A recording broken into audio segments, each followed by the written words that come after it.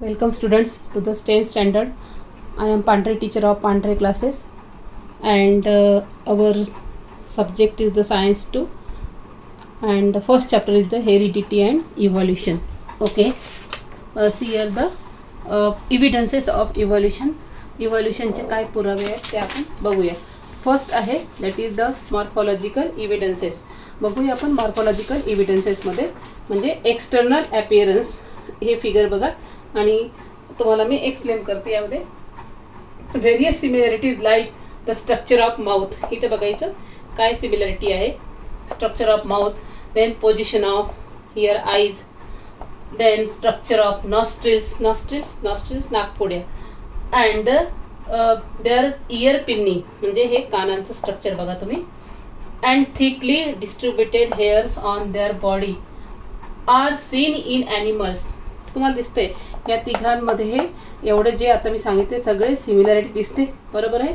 Where as similarity in characters like the lip shape बघा याचा lip shape, then lip venation बघा त्याचं, lip petiole बघा. Venation म्हणजे त्याच्यावर असणारं नेटवर्क, पानावर असणारी जाळी, त्यांचं व्हेनेशन, त्यांचे देठ बघा, देठांचा स्ट्रक्चर. हे तिन्ही प्लांटमध्ये तुम्हाला सारखं दिसतं. इथे 3 एक्झाम्पल घेते, असे बरेचसे प्लांट्स आहेत. तर यामध्ये तिन्हीमध्ये सिमिलॅरिटी दिसते. जरी हा प्लांट वेगळा आहे, हे प्लांट वेगळा आहे, पण त्यांच्यामध्ये काहीतरी सिमिलॅरिटी आहे. तिन्ही ॲनिमल्स वेगवेगळे आहे, पण त्यांच्यामध्ये सिमिलॅरिटी दिसते आपल्याला. याच्यावरून काय दिसतं की हे 3 ॲनिमलचा कोणीतरी एकच असा ओरिजिन आहे ज्यापासून हे तिन्ही जण वेगवेगळ्या प्रकारे तयार झाले. आणि तसंच प्लांट्स यामध्ये पण यांचा पण एकच ओरिजिन असावा. हे झाले इव्हिडन्सेस. खरंच कोणीतरी आपला एक ॲन्सेस्टर आहे आणि त्यापासून ते जन्माला आलेले आहेत. तर म्हणजेच it prove that their origin must be same. त्यांचा कोणीतरी एक ॲन्सेस्टर, कोणीतरी पूर्वज असावा, त्यांचा ओरिजिन आहे. And must have common ancestors. Common म्हणजे एकच, ॲन्सेस्टर म्हणजे पूर्वज. आणि ते म्हणजे आता शिकवले मागच्या व्हिडिओमध्ये, ते म्हणजेच that is the one sailed organism chlorella in plants and that is the amoeba in the animals. Okay, this is the morphological evidences. वेगवेगळे दिसायला असले तरी सिमिलॅरिटी एकसारखीच आहे. ओके, एक्सटर्नल अपीअरन्स त्याला म्हणतात. आपण बघूया सेकंड द ॲनाटॉमिकल इव्हिडन्सेस. ॲनाटॉमिकल इव्हिडन्सेस म्हणजे शरीरशास्त्रीय पुरावे. तर शरीरशास्त्रीय पुरावे आपण बघूया. इथं तुम्ही इथे ऑब्झर्व करा. तुम्ही जर केअरफुली ऑब्झर्व केले पिक्चर्स तर तुम्हाला असं वाटते की अरे इथे काही doesn't seem only the that is any superficial similarity. यामध्ये तुम्हाला काहीही सिमिलॅरिटी वाटत नाही. कशाला हे तुम्हाला पुरावे द्यायचे नाही, तुम्हाला दिसत नाही की हे सिमिलर नाही. पण अगदी केअरफुली ऑब्झर्व केलं त्यांच्यामध्ये काहीतरी सिमिलॅरिटी आहेच. बघा सांगते तुम्हाला मी की हा दिसतो पहिला ह्युमन हँड आणि cats 4 legs, then patagium of bat and the flippers of whale. म्हणजे पॅटेजियम म्हणजे त्यांचा पंख, बॅट म्हणजे वटवागळाचा पंख, फ्लिपर्स ऑफ वेल देवमाशाचं पर, कॅटचा 4 leg पुढचे पाय कॅटचे, आणि 1 hand. ती सगळे चारही पिक्चर डिफरंट दिसतात. पण थोडं केअरफुली ऑब्झर्व केलं तर तुम्हाला दिसेल त्यांच्यामध्ये सिमिलॅरिटी आहे. आणि ती सिमिलॅरिटी कुठे आहे बघा, दॅट इज स्ट्रक्चर ऑफ बोन्समध्ये आणि त्यांच्या जॉईंट्समध्ये सिमिलॅरिटी दिसते. बघा स्ट्रक्चर ऑफ बोन्स. इथे हा फर्स्ट बोन, हे सेकंड म्हणा आणि हा थर्ड. इथे बघा first second third, first second याला पूर्ण थर्ड, आणि फर्स्ट सेकंड थर्ड म्हणजे तिन्ही ठिकाणी यामध्ये 3 बोन्स आहे. आणि त्यांचे जॉईंट्स बघा, इथे जॉईंट्स आणि इथे जॉईंट, इथे जॉईंट्स आहे. Then first joint, second joint, here first joint and second joint. म्हणजे यांच्या जॉईंट्समध्ये सिमिलॅरिटी आहे. फक्त त्यांच्या फंक्शननुसार करोडो अब्जावधी वर्षांपासून त्यांच्यामध्ये त्यांच्या स्ट्रक्चर आणि त्यांना जे फंक्शन येत गेले त्यानुसार त्यांच्या मूळच्या स्ट्रक्चरमध्ये फरक पडत गेला. काही झाले ह्युमन हँड्स, तर काही 4 legs झाले. त्यांच्यामुळे त्यांना जे फंक्शन करावं लागलं त्यांच्या थोड्या स्ट्रक्चरमध्ये असा बदल झाला, इथल्या स्ट्रक्चरमध्ये चेंज होऊन गेला. यांना ज्या फॅमिलीत ते गेले दॅट इज द बर्ड फॅमिलीत गेले. त्यामुळे त्यांच्या जे स्ट्रक्चर आहे पंखांचं ते अशा प्रकारे झालं आहे. आणि ह्याला हे जे ॲनिमल्स आहे हे वेगळ्या तऱ्हेने डेव्हलप झाले. ते ओशनमध्ये डेव्हलप झाले, ओशनच्या साईडला गेले. त्यामुळे त्यांना स्विमिंग करण्यासाठी त्यांचे जे फर्स्ट हा जो भाग आहे ह्युमनमध्ये हँड्स तयार झाले, तर यांच्यामध्ये हे अशा प्रकारे पोहण्यासाठी त्यांचे व्हेलचे फ्लिपर्स तयार झाले. त्याला पर म्हणतात, म्हणजे देवमाशांचे पर हे या ठिकाणी अशा प्रकारे तयार झाले. म्हणजेच पहिल्यांदा सेमच होते ना, हळूहळू ते वेगळे चेंज होत गेले. याचा अर्थ त्यांचा एकच कोणीतरी कॉमन ॲन्सेस्टर असावा हे आपल्याला याच्यातून सिद्ध होते आणि हा एक पुरावा झाला. ओके, आपण बघूया थर्ड. बघूया आपण vestigial organs. Third is the vestigial organs आणि स्ट्रक्चर आहे आता वेस्टिजियल ऑर्गन्सचं.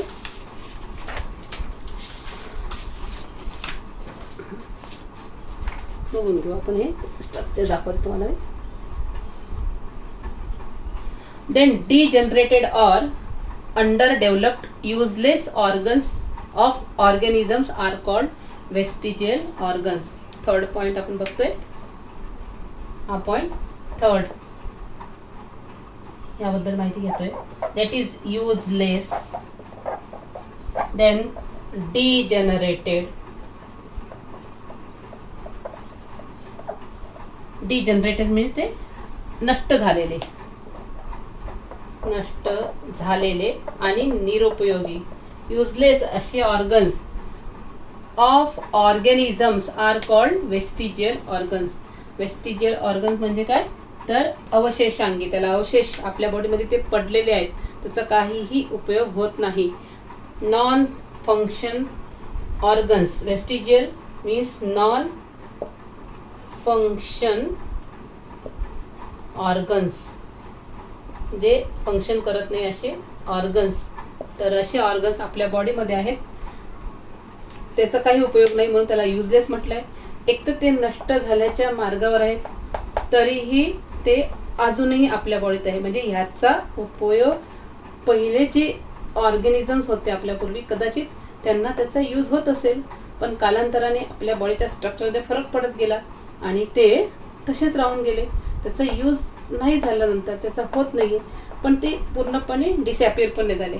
होईल कदाचित पुढचे काही करोडो वर्ष गेले तर कदाचित आपल्या बॉडीत जे काही ऑर्गॅनिझम जन्माला येतील त्यांच्यामध्ये हळूहळू स्लोली चेंज होत जाईल आणि हे डिजनरेटेड ऑर्गन्स हे काय होईल, डिसॅपिअर होऊन जाईल. पण आज आपल्या बॉडीत आहे म्हणजे ते युजलेस आहे, त्याचा काही यूज नाही आहे. बघूया आपण. Useless organs of organisms are called vestigial organs.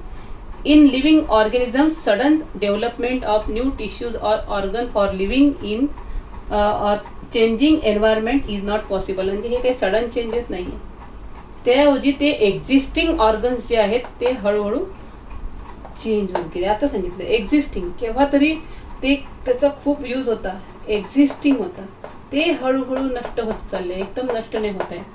तर त्यामध्ये आहे की some structure under different situation may become useless or even harmful. Useless तर आहे पण ते आपल्याला हार्मफुल देखील आहे. युजलेस आहे आणि हार्मफुल असू शकतं. thus such structure begins to degenerate as per the principle of natural selection. हळूहळू ते नष्ट पावत आहे, ते आपण नाही करत आहे. निसर्गाच्या नियमानुसार आपल्याला माहीत पण नाही पडत, नॅचरल सिलेक्शनच्या नियमानुसार ते नष्ट होत चाललेले आहे. But it takes thousands of years for a structure to disappear. पण हे व्हायला असे हजारो वर्ष लागतात, हजारो करोडो वर्ष निघून गेले, लाखो वर्ष, तर ते डिजनरेट होतात, नष्ट होतात. Such organs are seen in different phases of disappearance in different animals. आणि प्रत्येक ऑर्गॅनिझममध्ये नष्ट होताना त्यांचे फेजेस जे असतात ते वेगवेगळे असतात. त्यांच्या अवस्था फेजेस वेगवेगळे असतात. काही ठिकाणी खूप जास्त प्रमाणात राहून जाईल, काही ठिकाणी कमी राहील. म्हणजे वेगवेगळ्या अवस्थांमधून त्या ऑर्गन्सला जावं लागतं. काही ठिकाणी जास्त प्रमाणात राहील अस्तित्वात. समजा आपल्या बॉडीमध्ये काही असेल, त्याचं प्रमाण कमी असेल, एखाद्या दुसऱ्या ॲनिमलमध्ये ते जास्त प्रमाणात असेल, म्हणजे त्यांच्या फेजेस ह्या वेगवेगळ्या आहे, वेगळ्या त्यांना अवस्थेतून जावं लागतं आहे. Such organs though non functional in certain organisms it may be functional in other organism. म्हणजे आपल्या बॉडीमध्ये ते जे आहे नॉन फंक्शनल आहे, यांचं काही काम नाही आहे, पण त्याच ऑर्गनचं काम दुसऱ्या ऑर्गॅनिझममध्ये आहे, त्यांच्या बॉडीमध्ये ते फंक्शन करतात, आपल्या बॉडीमध्ये फंक्शन नाही करत. जे दुसऱ्या ऑर्गॅनिझम, आपला जर विचार केला, आपण ह्युमन आहोत, ह्युमनचा विचार केला आणि अदर ॲनिमल्सचा विचार केला, अदर ॲनिमल्स कदाचित यांच्यामध्ये ते ऑर्गन्स फंक्शनल आहेत, त्यांच्यात कामाचे आहेत, ते आपल्यामध्ये नाही आहे कामाचे, नॉन फंक्शनल आहे, हार्मफुल आहे, डिजनरेट होत चालले, नॉन फंक्शनल आहे. तर अशा ऑर्गन्सला ज्याचा काही यूज होत नाही आहे, तर आपण म्हणूया ते आपल्यासाठी काय वेस्टिजियल आहेत. ओके, फॉर एक्झाम्पल आपण बघूया यामध्ये, म्हणजे आपल्यामध्ये ते ऑर्गन काय, वेस्टिजियल. वेस्टिजियल म्हणजे नकोशे असणारे, वेस्टिजियल नष्ट पावत चाललेले, नॉन फंक्शनल. आणि यांच्यामध्ये नॉन वेस्टिजियल आहे, ते फंक्शनल आहे म्हणजे काय, नॉन वेस्टिजियल. तर अशा प्रकारे त्यांच्यामध्ये नॉन वेस्टिजियल आहेत, ते म्हणजेच त्यांचे फंक्शनल आहे. एक्झाम्पल बघूया आपण यामध्ये. अपेंडिक्स, फर्स्ट एक्झाम्पल बघायचं, हे बघा मी इथे काढलं आहे. Appendix which is useless in human. आपल्यामध्ये अपेंडिक्स आहे, सांगा त्याचं काम आहे का, नाही आहे, आपल्यावर त्याचं अजिबात काम नाही आहे, फक्त युजलेस आहे, हार्मफुल आहे, पडलेलं आहे. That is which is useless in human.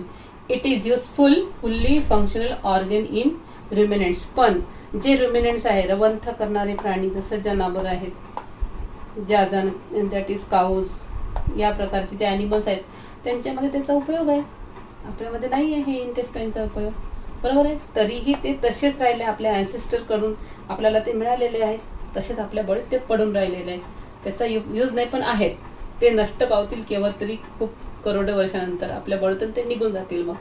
Then पुढचं आहे functional similarity muscles of the ear Pinni.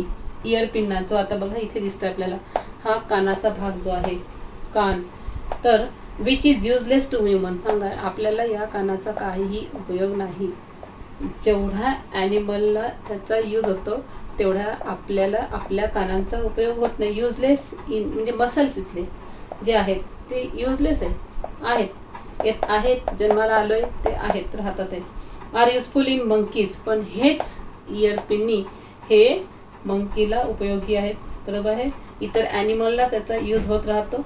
Then पुढचं आहे की various vestigial organs like tail bone, coccyx. Tail bone बघा, हा टेल बोन, माकड हाड त्याला म्हणतो आपण. टेल अगदी शेवटच्या टोकाला असलेलं जे हाड आहे, माकड हाड त्याला म्हणतो आपण. तर ते टेल बोन जे आहे ते आपल्याला उपयोगी नाही, बस आहे, कारण ते इतर ॲनिमलला यूज आहे. या टेल बोनपासूनच तर टेल तयार झाली, आपल्यामध्ये ती टेल डिसअपिअर होऊन गेली आणि फक्त त्याचा एक बोन राहून गेला. त्या टेल बोनमुळे प्राण्यांना टेल होती, त्या टेलचा उपयोग ॲनिमलला होतो, आपल्याला होत नाही, म्हणून ती हळूहळू नष्ट होत गेली. पण त्याचा पुरावा राहून गेला. हा पुरावे आहेत, आपण शिकतोय इव्हॉल्युशन खरंच झालं का, हा पुरावा सापडला आहे, हा पुरावा आपल्या बॉडीमध्ये आहेच आहे. ओके. देन विजडम टीथ, अक्कलदाढा. अक्कलदाढांचा आपल्याला काहीही यूज नाही. विजडम टीथ फक्त येतात आणि त्यांची संख्या वाढते, त्याचा यूज नाही आहे, तर हे आपल्याला यूज नाही, म्हणजे ते आपल्यासाठी काय वेस्टिजियल आहे. Then and body hairs are present in body of human being. आणि बॉडी हेअर्स, खूप हेअरी बॉडी जर असली तर त्याचाही काही यूज नाही, म्हणजे हे सगळे युजलेस ऑर्गन्स आपल्या बॉडीमध्ये पडलेले आहेत. ओके, बघूया पुढचं आपण. देन फोर्थ आहे पॅलेओन्टॉलॉजिकल इव्हिडन्सेस. तर पॅलेओन्टॉलॉजिकल इव्हिडन्सेस म्हणजे काय हे आता आपण बघूया. त्याला दुसरा शब्द आहे, दॅट इज द जीवाश्म, जीव, अवशेष. तर त्याला जीवाश्म म्हणतात. त्याचे पण जे आहेत पुरावे आत सापडत आहेत.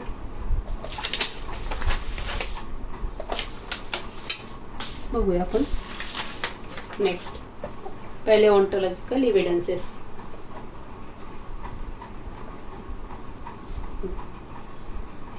Large number of organisms get buried due to the disasters like flood, earthquake, volcano, etc. Then remnants and impressions of such organisms remain preserved underground. हे पॅलिओन्टॉलॉजिकल इव्हिडन्सेस किंवा जे अवशेष आहेत प्राण्यांचे, जीवाश्म आहेत, जीवाश्म जे असतात, किंवा दुसरा शब्द आहे त्याला फॉसिल्स असं म्हणूया आपण. तर हे फॉसिल्स सापडले. फॉसिल्समध्ये काय, तेच जे काही प्लॅन्ट्स, जे ॲनिमल बरीड झाले, काही असे काही पृथ्वीवर व्होल्कॅनोज झाले, फ्लड आले, अर्थक्वेक, त्यामुळे त्यांचे ॲनिमल्स बरीड झाले, गाडले गेले, पण त्यांचे फॉसिल्स अजूनही सापडतात. याचा अर्थ हे पुरावेच आहे एक प्रकारे. Large number of organisms buried, बघा इथे दिसत आहेत, आपण बघतोय काही ऑर्गॅनिझम्स इथे दिसतात आहे. या प्रकारचे स्ट्रक्चर ऑफ ऑर्गॅनिझम आहे. इथे पण आहे काही स्ट्रक्चर. हे इथे जो दिसतो एक फिश, त्याचं स्ट्रक्चर, त्याचेच फॉसिल्स आहे. सम फॉसिल्स लिहिलं आहे आपल्याला दिसतात. तर large number of organisms get buried due to the disasters, काही आपत्ती आल्या मोठ्या, फ्लड आलं, देन अर्थक्वेक, फ्लड, अर्थक्वेक, काही भूकंप येऊन गेले, काही व्होल्कॅनो म्हणजे काही ज्वालामुखी वगैरे जे आहे, मोठ्या आपत्ती आल्या, व्होल्कॅनो काही फुटले, त्यांचे रेमनंट्स. तर त्यामुळे काय झालं, रेमनंट्स म्हणजे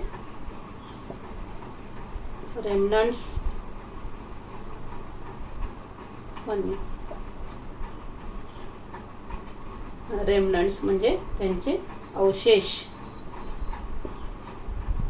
तर त्यांचे अवशेष जे आहे आणि त्यांचे इम्प्रेशन्स, इथे इम्प्रेशनचा अर्थ होतोय, इम्प्रेशन्स म्हणजे ठसे, त्यांचे ठसे, पावलांचे ठसे वगैरे ते तसेच आहेत अजूनही.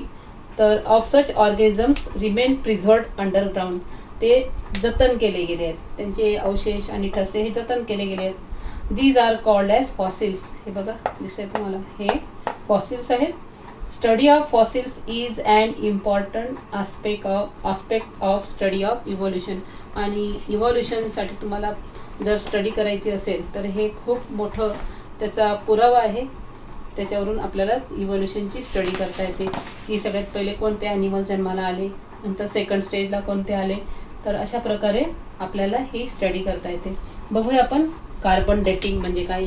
याच प्रकारात कार्बन डेटिंग हा पॉईंट बघूया.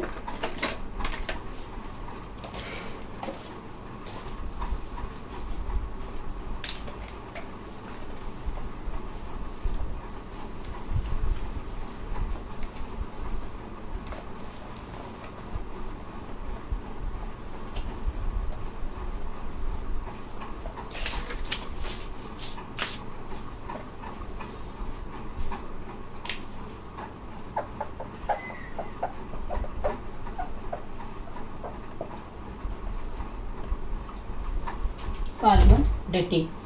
Next one. Carbon consumption of animals and plants stop after death, and since then only the decaying process of C14 occurs continuously. हा पॉईंट मी सांगते तुम्हाला. कार्बन डेटिंग, जेव्हा प्लॅन्ट्स किंवा ॲनिमलची डेथ होते तेव्हा जे प्लॅन्ट्समध्ये आपण जे कार्बन घेत असतो ते कार्बन घेणं आपलं बंद होऊन जातं. बरोबर आहे. आपण कार्बन म्हणजे जेवण वगैरे करतो त्यामध्ये बरेचसे कार्बनी पदार्थ असतात. तर आपलं कार्बन घेणं डेथ झाली, जेवण थांबलं, सगळं थांबलं, त्या क्षणापासून आपल्या बॉडीमध्ये कार्बन येणं बंद होतं. आणि आपल्या बॉडीत जे आपण पहिले कार्बन घेतलं आहे, जे काय आपल्या बॉडीत गेलं आहे, त्यांची डिजनरेट होण्याची किंवा डिके होण्याची प्रोसेस चालू होते. ते सडायला लागतं, खराब व्हायला लागतं. म्हणजे आपल्या बॉडीमध्ये काय गेलं आहे, कार्बन हा थोडंसं आपण केमिस्ट्रीकडे जाऊया. कार्बन हा पृथ्वी तलावर 6 नंबरला अपेअर झाला. ॲटॉमिक नंबर त्याचा 6 आहे. आणि त्यामुळे त्याचं जे स्ट्रक्चर आहे ते अशा प्रकारे असतं. 2 electrons in the first orbit and the 4 electrons in the second orbit. C6 त्याचं असतं 2, 4. तर ह्या असं स्ट्रक्चर आहे. तर हे कार्बन आपल्या बॉडीमध्ये आणि याच्या खूप साऱ्या कार्बनचं काय स्वतःशी लिंकिंग करतं आणि खूपसे कार्बन त्यांची चेन जी आहे ती तयार करतं आणि अशा प्रकारे आपल्या बॉडीमध्ये भरपूर प्रमाणात कार्बन असतंच, पुढच्या रूपात ते गेलेलं असतं. ह्या कार्बनचे 2 आयसोटोप्स आहेत, 2 आयसोटोप्स आपण असे काढूया. ॲटॉमिक नंबर 6 आणि ॲटॉमिक मास नंबर डिफरंट आहे, एकाचा 12 आहे आणि एकाचा 14. अशा प्रकारे आपण जे कार्बन आपल्या बॉडीत गेलं आहे तर ते अशा प्रकारे गेलं आहे, दोन्हीही गेलं आहे. हे होताना यांच्या आयसोटोप्समध्ये आपण ठीक आहे गेलं आहे, डेथ झाली आहे, तर ह्यामध्ये काय बदल होतं, हे स्टॉप होतं आणि यामध्ये जो C14 हा कार्बन C14 आहे, ज्याचा ॲटॉमिक मास 14 आहे, त्याचा ॲटॉमिक मास 12 आहे, हा वेगळा. तर या C14चं डिजनरेट होणं चालू होतं आफ्टर डेथ. हा काय होतोय, डिजनरेट. यस, डिजनरेट होतो हा, म्हणजे नष्ट व्हायला लागतो, कारण हा रेडिओ ॲक्टिव्ह आहे, रेडिओ ॲक्टिव्ह सबस्टन्स आहे. हा नाही आहे, हा तसाच राहतो. म्हणजे जेव्हा आपलं जीवन चालू असेल, जेव्हा आपण लिव्हिंग जीवन चालू असेल, तेव्हा C12 आणि C14 यांचा रेशो मध्ये काहीतरी समानता असेल, सारख्याच प्रमाणात असेल. पण डेथ झाल्याबरोबर हा काय होतो, नष्ट व्हायला लागतो, डिजनरेट व्हायला लागतो. म्हणजे हा निघून जात असतो, हा तसाच राहतो बॉडीमध्ये. त्यामुळे स्लोली ह्याचा रेशो चेंज होत जातो. समजा हा रेशो पहिल्यांदा जो आहे तो असा असेल, सेम आपण 12 असा असेल, पण आता हा निघून चालला आहे, तर हा पहिल्यांदा झाला आपण 10 घेऊ, म्हणजे रेशो काय झाला, हळूहळू चालला, एकदम जात नाही आहे डेथ झाल्यानंतर. नंतर काही दिवसांनी किंवा हळूहळू तो चेंज होत झाला, तो रेशो झाला आहे 8, हा 12 राहिला, हा परत कमी होत चालला, हा 12, हा 6, म्हणजे हा रेशो काय होत चालला, अशा प्रकारे चेंज होत चालला. मीन्स हा चेंज का बरं होत झाला, की त्यांच्या टाईम जसा जसा टाईम वाढत, डेथचा टाईम वाढत चालला आहे हळूहळू, तर हा कार्बन हळूहळू निघत चाललेला आहे. तो म्हणूया 4, देन 2, देन काहीच नाही राहिला, असं म्हणूया आपण, काहीच नाही. तर अशा प्रकारे हा रेशिओ काय होतो, चेंज होत जातो. Means due to the radioactivity continuously in case of dead bodies of plants and animal, instead of remaining constant, हा constant नहीं रहता हा ratio, then remaining constant, the ratio between C14 and C12 changes continuously, as C12 it is a non-radioactive and it is the radioactive, हा radioactive नहीं आहे. Okay, as the time passed, the death of plant of animal can be calculated by measuring the radioactivity of C14.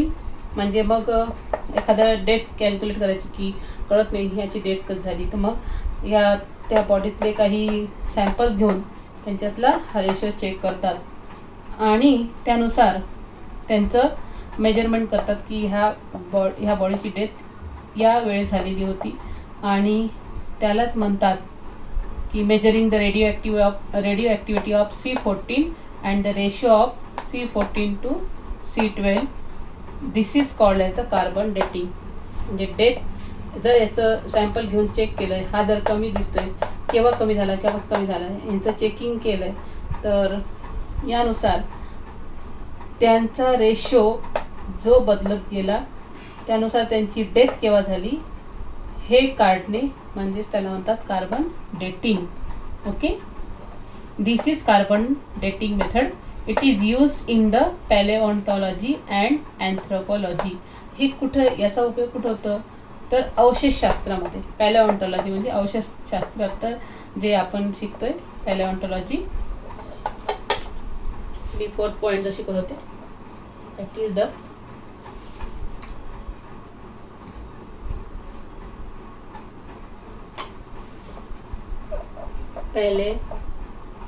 paleontology. यामध्ये होतं अवशेषशास्त्रामध्ये. And second याचा उपयोग होतो अँथ्रोपॉलॉजीमध्ये. Anthropology